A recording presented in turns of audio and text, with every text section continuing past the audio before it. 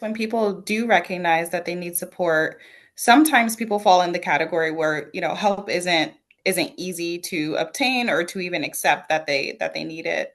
Hmm. Nearly half of adults that experience mental health challenges don't actually receive treatment. We see a lot of that, but especially in, our community, um, it's kind of, I guess, taboo to talk about. It's still kind of taboo, you know, today. Hmm. So what are the biggest barriers do you see for people seeking therapy or getting help or a specialist like yourself? I would say people, well, I think it's along the lines of like stigma. Mhm. So people worry that seeking therapy means that they're weak or broken.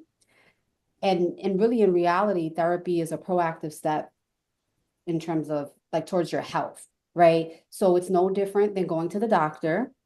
It's it's right because when you go to doctor, you go to the doctor for like your physical checkups, right? So it's no different than that. And then access. Access is another barrier, whether it's due to cost, location, or time.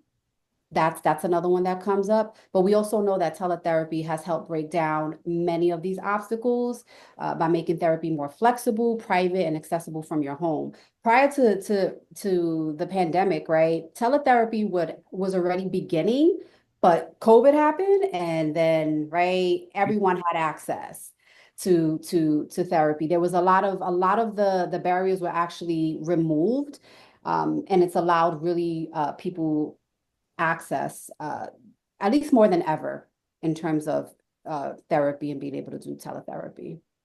Yeah, I'm definitely a proponent of teletherapy. I've used it myself as well. And as you just mentioned, it's become increasingly common over the past few years, especially with the pandemic. From your perspective, how does it compare with in-person care? Like, is there a loss of communication as a result? And do you think that telehealth or a hybrid of the two is where we're headed? Definitely, I'll answer the second part of it. Yes, we're definitely heading there with in terms of whether it's hybrid or just strictly teletherapy. But yes, we're definitely heading there, no doubt. My Soul Living Purpose is fully remote. We provide services in New York, New Jersey, and Connecticut. So right there, right, like we've opened access, right, in the whole tri-state area, if you think about it in that sense. In terms of when you think about the difference, or is it like between teletherapy and in person. So before the pandemic happened, because that's kind of what led me to go into fully remote, I was in person seeing clients, right?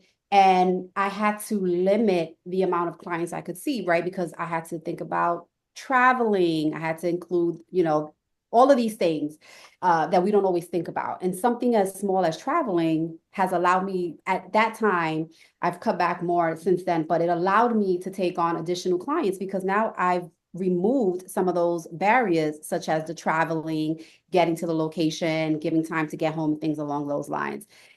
As it relates to when you think about being in person and being remote, I think it's actually better. As long as for the client, because for as the clinician, as the therapist on this end, right, we create the space, right? I always make sure that this is where your clients will always see me, right? And I think that's really, really important as a therapist to make sure that you create that space for clients. Now, you don't want to have a session in your kitchen or your children running around, right? I'm always when I'm training my talking to my staff, I'm like, no, no. Like people get comfortable and it's like, no, privacy, doors locked, noise machine is on, create the space, right?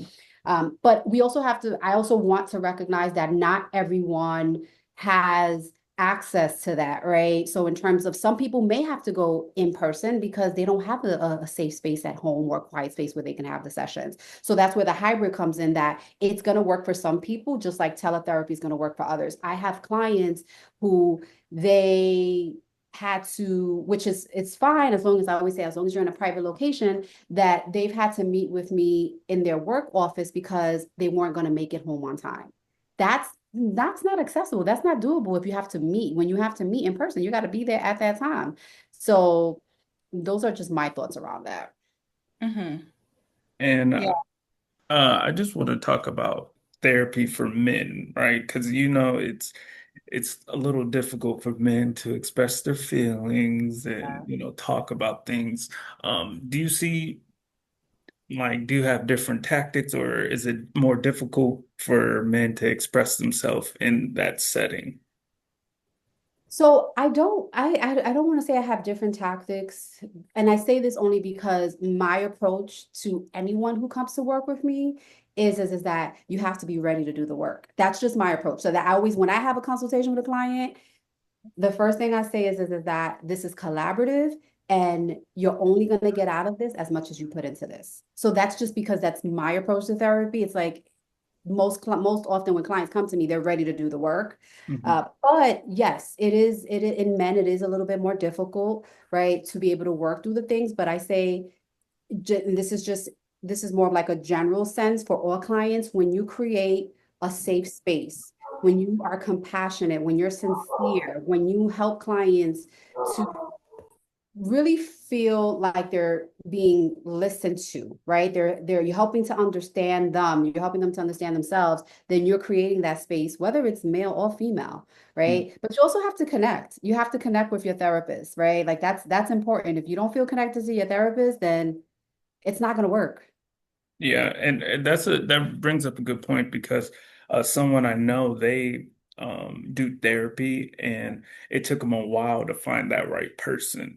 And so maybe there's people who went to therapy and like this isn't working. I can't connect with this person. You run you have your own business. Do you see that like okay, maybe this like how do you match people up in a way? Yeah. So that's a good question. How do we match people up?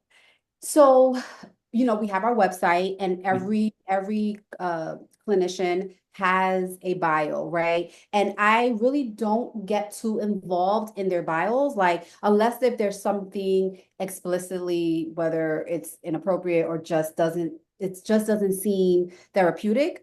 I would, I'll give my opinion, but for the most part, I tell our clinicians to really speak from the heart, speak to their ideal client, right? Talk about your hobbies, talk about your interests, talk a little bit about yourself because number one, right, they're gonna look at the photo and they look at the Mhm. photo, they're like, okay, person seems relatable. Now let me read Yeah. their bio, right? But if their bio might be totally just not what they're looking for, they're gonna move on to the next person.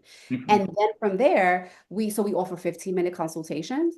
And then after that, we do an intake appointment. But the intake appointment isn't even like it's an opportunity to really get to know the client. It's a little bit more in depth than maybe like a regular session, but it's also to an opportunity to still determine if you want to work with this clinician. Like you might find even after that that they're not a good fit, and that is okay.